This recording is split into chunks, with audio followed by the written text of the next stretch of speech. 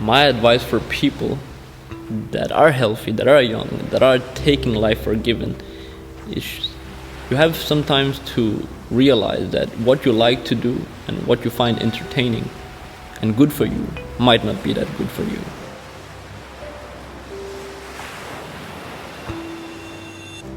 Some people out there might be smoking too much at parties, they're socializing, but they're not thinking about it, they're actually killing themselves. It is like a pill that you take, which says death on it. One day, you get cancer. And did you take a part in that, or did you not take a part in that? The day you realize that you have a cancer that is connected to your life, you start to regret that you did that.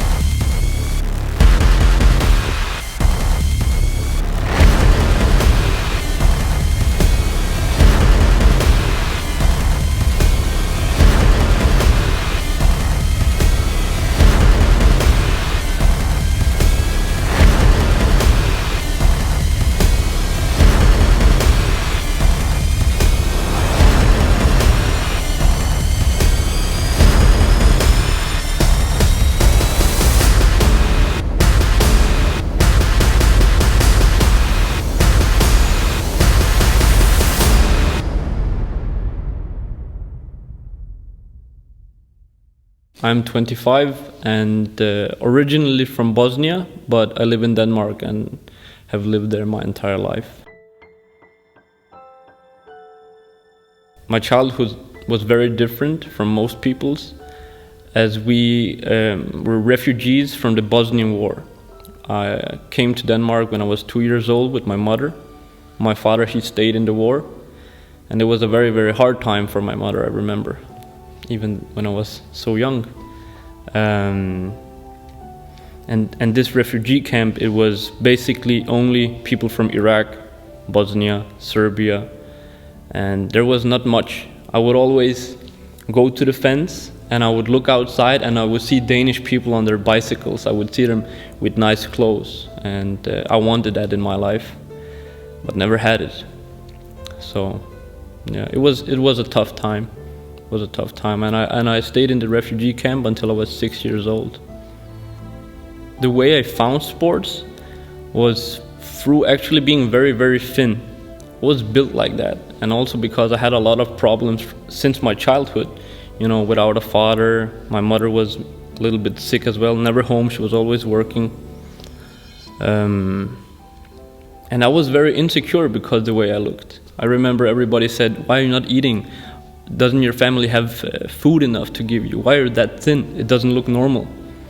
So it drove me. It drove me to show them that I was better than them. And I decided after a class in biologics where we had about bodybuilding, that I wanted to look like that. I wanted to achieve that. I wanted to be that idol that people, they looked at and got motivated from. So I said in the class, I stood up, I said, "I want to look like this." And everybody laughed because they said, "You don't have the genetics, look at you, you're nothing." After 2 years, I doubled my weight. I went from 45 to 90 kg.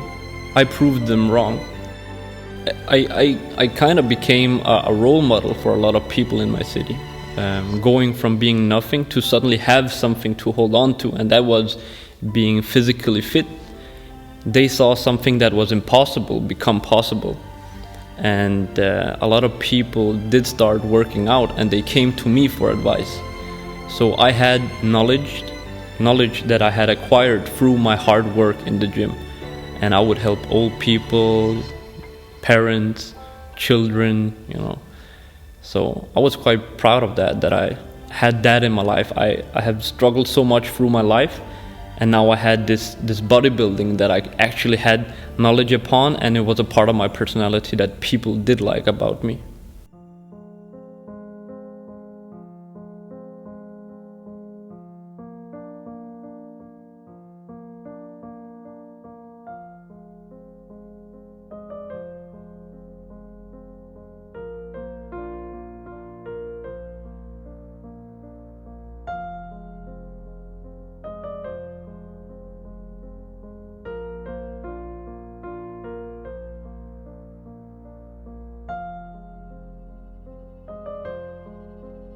So when I became 22, I was old enough to understand that I could let go of the past.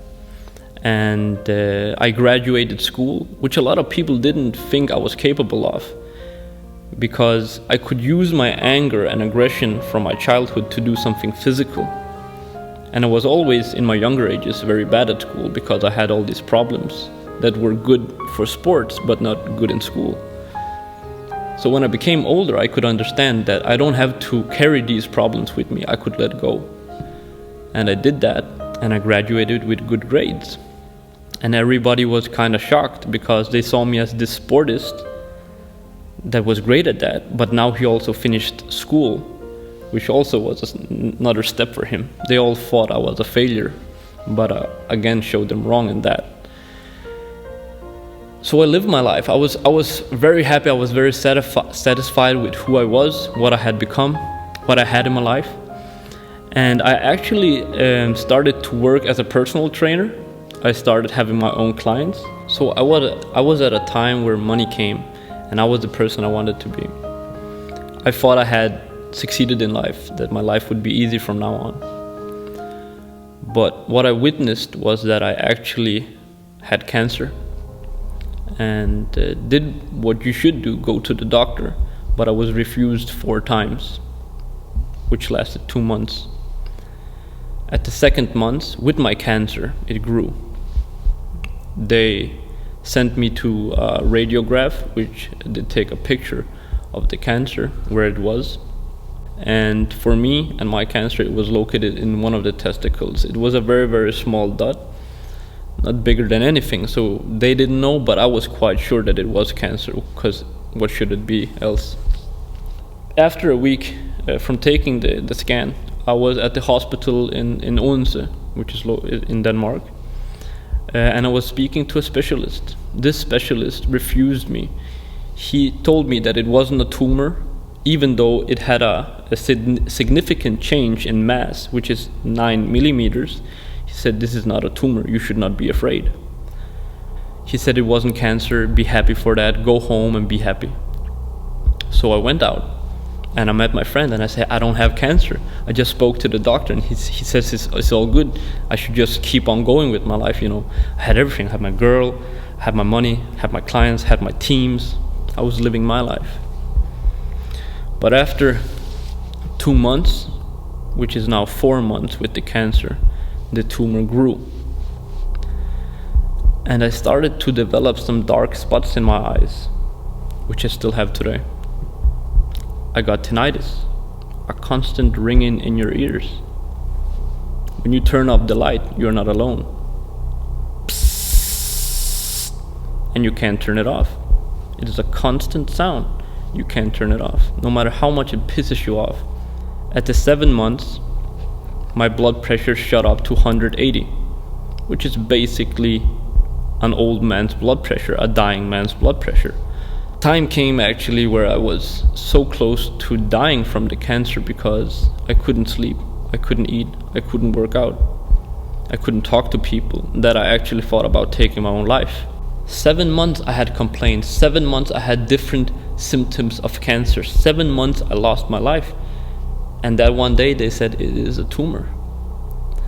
But I had this feeling inside, because I know my body, I know health, I know how I feel. And I told them, this is not just a tumor, it is even inside of my body. It has spread in me, I can feel it. And they said, you can't know that, you're not a doctor, you're not some kind of God. I say, this is my body.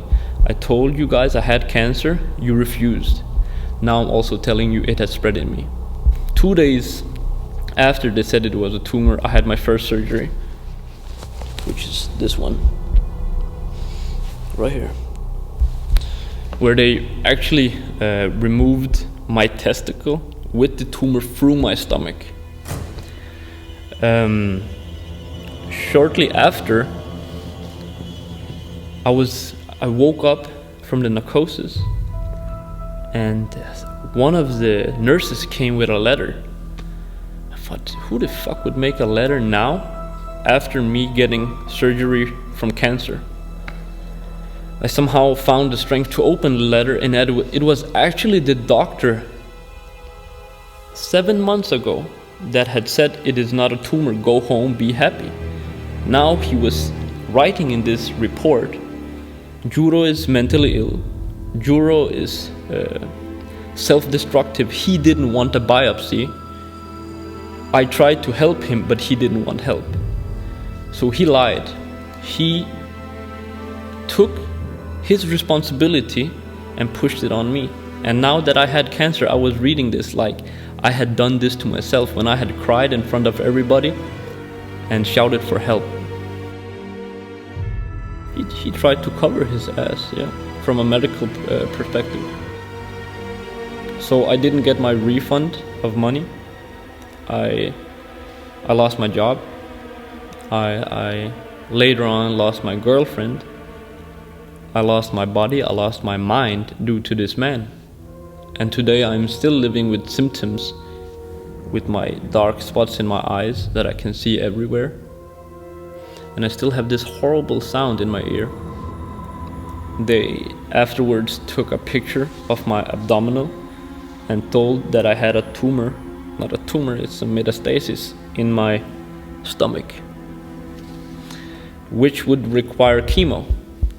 And they said to me straight up, this doesn't happen normally, but they said, this is the hardest cancer treatment there is on this planet. And it is no joke. You will have to go through this. 1 month after they told me about the chemo I started, it consists of 7 liters of poison being pumped into your veins. They kind of did put a tube inside of my chest and down into my heart, towards my heart.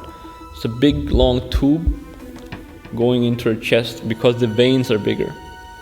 Nobody in this world can say they have tried something hard when they haven't tried chemo. Chemo is like accepting to die. It's either you that dies or it's the cancer, so who survives? The first week of chemo, 7 liters, 5 days, was a joke. Because I'm a strong person, I can take a lot of shit. So when I went through this chemo and they said that it was the hardest, I laughed at the end of that week because it was nothing for me. So is this the hardest stuff you have in life? I'm gonna do this without any problems. I came home Friday and spoke to my brother. We were just sitting on the lawn, you know, having something to drink. And I would touch my beard and suddenly I just pull hair out. And I was like, whoa, it's starting to happen, brother. And I took this and it just started to fall off. And then it came to me, okay, I'm fucking on chemo. But I didn't feel bad until the second round started. Another walk in the park, bitches. Going back to the hospital, I had lost maybe 5 kg of muscle on 5 days of chemo. They started the second round. The first day on that round, I looked at my mother and I told her, I'm slowly dying. I feel fucking horrible. Yeah. The second day, I had nightmares about, am I gonna live, am I gonna die, I don't know. The third day, I started to dream about people killing me, about nurses coming with knives just to take my life to help me. The fourth day, I said to the doctors, don't give me anymore, I will die. And they literally had to drug me to take more chemo. They mentally drugged me to continue accepting to kill myself with this chemo. The fifth day, in the second round of chemo, my tinnitus got louder. Constant. I started shaking. My fingers became numb. I couldn't feel my fingers. I still have this to some degree today. It was nerve damage. So my nerves in my fingers started to die. And then I started to hold too much water as well. so they gave me diuretics. I was getting bloated, my body couldn't handle it. My stomach couldn't digest anything, so I didn't eat. So I just collapsed at the second round, but I still had 1 round to go. And this progresses. This is not just easy. It just gets double as hard for each round of chemo. At the 3rd week, I can't even remember anything because I was so dead, mentally dead and physically dead. I remember that all the other patients would cry. They would just they wanted to die. And as one of the only ones, I would stand up, because even though I have a shit life, I'm a good person. So I would go into the older patients that had cancer. They were 70 years old. And I said, do you want to have some air? And I would take him, put him in a wheelchair. Even though I couldn't walk myself, I would drive him out so that he could get some fresh air. While walking this elderly man, I collapsed many times. He didn't see it because I was behind him pushing him. But I thought, I can at least help him just by fucking driving his wheelchair. So I thought, okay, I survived cancer. I survived this hell of a chemo. I'm still alive. My eyes are a little bit better and my tinnitus is a little bit lower. So I thought I was finished. I thought, no, I can start to work out. So I kept doing it. I just kept going to the gym, kept hiding from people, because I was not that person. I was not that zombie. I was pale, I had no hair, not even here. I had nothing. I kept going to the gym. I started printing out routes that I could walk. So even at midnight, I would walk 5 kilometers. I would have a stick with me and fight my way through 5 kilometers. I would add 1 kilometer each time I would walk. So I would progressively get stronger. And I did get stronger. How was it? 15 days post chemo, I deadlift 180 as a cancer patient, weighing no more than, I don't know. But I became strong because I was angry. I had so much aggression within me that I could use to something like I did as a child. So working out gave me back my life. Doing something hard in the gym and going out, I felt a release, you know. So I had been doing the gym for 1 month after chemo. I thought I can maybe get my life back. Then the doctor called me, which was a surprise. And he says, you're not done. You still have cancer. So I had gone through 8 months of failed treatment, refusal by the medical system. The hardest chemo there is, and now they wanted to open up my stomach and remove the tumor, the metastasis that had spread in my stomach. The chemo hadn't killed it. And they said, for this, we need to give you anesthetics. Like a pregnant woman, they put anesthetics up through your spine, through your back. This kind of paralyzes your entire lower body. So what happened is they cut up my stomach like this and removed the tumor which was behind, close to my back. That was my cancer treatment, the end of my cancer treatment. I've been cancer-free for 1 year now.